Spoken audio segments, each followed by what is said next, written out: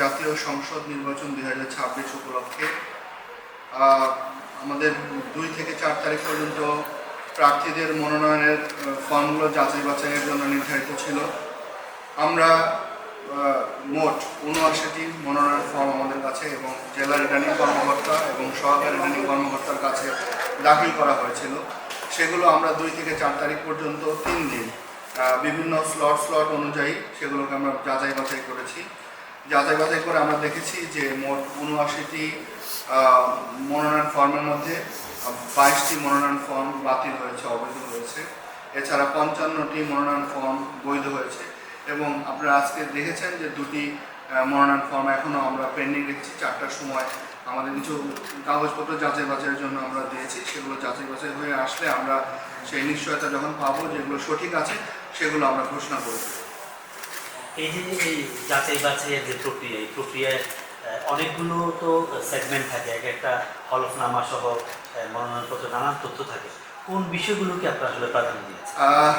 মূলত আমাদেরকে নির্বাচন কমিশন বলেই দিয়েছে যে জেলা রিটার্নিং কর্মকর্তা হিসাবে মনোনয়ন ফর্ম বাছাইয়ের ক্ষেত্রে আমরা কোনগুলোকে অ্যাকসেপ্ট করতে পারবো, কোন ভুলগুলোকে অ্যাকসেপ্ট করতে পারবো, কোনগুলোকে আমরা করতে পারবো না, এগুলো পরিষ্কার বলে দিয়েছে। আমরা যদি পরিপত্র 2টা দেখি সেখানে দেখবেন যে এগুলো অনেক ক্ষেত্রে ক্লিয়ার করে দিয়েছে। এছাড়াও আমরা অনেকবার মিটিং করেছি, সে বিষয়ে আমাদের সিদ্ধান্ত জানিয়েছি। এছাড়া আমরা যখন তাদের মনোনয়ন ফর্মগুলো দেখেছি সেক্ষেত্রে যদি সে দলীয় প্রার্থী হয়ে থাকে সেক্ষেত্রে তার দলীয় মনোনয়নটি সঠিক আছে কিনা সেটি আমরা দেখেছি। আবার স্বতন্ত্র প্রার্থীর ক্ষেত্রে আমরা দেখেছি আমাদের দৈব চয়নের ভিত্তিতে যে প্রার্থীগুলোর ভোটারদের সমর্থনের সপক্ষে যেগুলো তদন্তের বিষয় ছিল সেখানে আমরা অনেক ক্ষেত্রে ম্যাক্সিমাম ক্ষেত্রেই পেয়েছি যে সেই ভোটারদের যাদেরকে তারা তালিকায় দিয়েছিল সেগুলো প্রায়ই আমরা মিথ্যা তথ্য পেয়েছি, সঠিক নয়। সেক্ষেত্রে সেগুলো এছাড়া হলফনামায় অনেক সময় অনেক প্রার্থী তারা বিভিন্ন তথ্য দেয়নি, সেগুলো আমাদেরকে বাতিল করতে হয়েছে। যদিও আসলে আমরা প্রত্যাশা করেছি যে এই ইলেকশনটি যত বেশি পার্টিসিপেটরি হবে তত বেশি উৎসমুখর হবে এবং আন্তর্জাতিকভাবে গ্রহণযোগ্য হবে। আমরা সেইভাবে আমাদের মেন্টাল স্টেটটা সেরকমই ছিল, সেরকমই আছে এখনও। আমরা চেষ্টা করেছি আমাদের আইনের মধ্য থেকে যত প্রার্থী যারা এসেছে তাদের সবাইকে যাতে নির্বাচনী মাঠে নিয়ে একটা উৎসমুখর পরিবেশে একটা ইলেকশন আমরা জাতিকে উপহার দিতে পারি। বাতিল হয়ে যাওয়া প্রার্থীরা কবে কিভাবে তাদের যারা বৈধ হয়েছে তারাও তাদের সিদ্ধান্তের বিরুদ্ধে আপিল করতে পারবে। যারা বৈধ হয়েছে তো তাদের সিদ্ধান্তের বিরুদ্ধে তো যারা তো বৈধ হলো তার আপিল করার আর কোনো কারণ নেই। আপিল বৈধ হলে তার আপিল করার, যদি কেউ অবৈধ হয়ে থাকে আমরা তাদেরকে জানিয়ে দিয়েছি। যারা গতকাল এবং তার আগের দিন যাদের মনোনয়নপত্রগুলো অবৈধ হয়েছে তারা আজকে আমার যে রায় সেই রায়টি নিয়ে তারা আপিল করতে পারবে কালকে। আর আমরা আজকের যে মনোনয়নপত্রগুলো যাচাই বাছাই করলাম সেখানে যারা অবৈধ হয়েছে আমরা তাদেরকে কালকে আমাদের চার্জমেন্ট দিয়ে দিই। সাম্প্রতিক সময় দেখা গেছে যে কিছু প্রার্থীর কাছে চাঁদা চাওয়া হচ্ছে, সন্ত্রাসীরা কোনো প্রার্থীর বাড়িতে গিয়ে গুলিবর্ষণ করছে, এ ধরনের বিভিন্ন ঘটনা ঘটছে। এই ব্যাপারে প্রার্থীরা একটু অন্য প্রার্থীও শঙ্কিত, এই জায়গায় কী ব্যবস্থা? ধন্যবাদ, আপনি একদম সঠিক বলেছেন। আমার কাছেও বেশ কয়েকজন প্রার্থী এসে তাদের সংখ্যার বিষয়টি জানিয়েছে। বিশেষ করে অনেক প্রার্থী বলেছে তাদের আর্মসের বিষয়টির কথা বলেছে। আমরাও এই বিষয়টি ইলেকশন কমিশনে জানিয়েছি।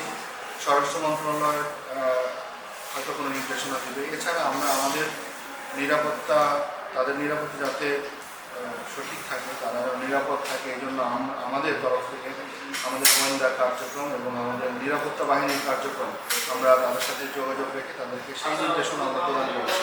এবং আমাদের সহকারী রিটার্নিং কর্মকর্তারাও অনেক ক্ষেত্রে বিভিন্ন বিষয়ে আমাদেরকে জানাচ্ছে, লিখিতভাবে জানাচ্ছে, সেই বিষয় নিয়ে আমরা কথা বলছি। এবং আমরা শুধু চিঠিতে জানাচ্ছি না, আমরা তাদেরকে বলছি যে এই কার্যক্রমটা, এই ধরনের কার্যক্রমগুলো গ্রহণ করার জন্য আমরা সেভাবে কার্যক্রম গ্রহণ করছি।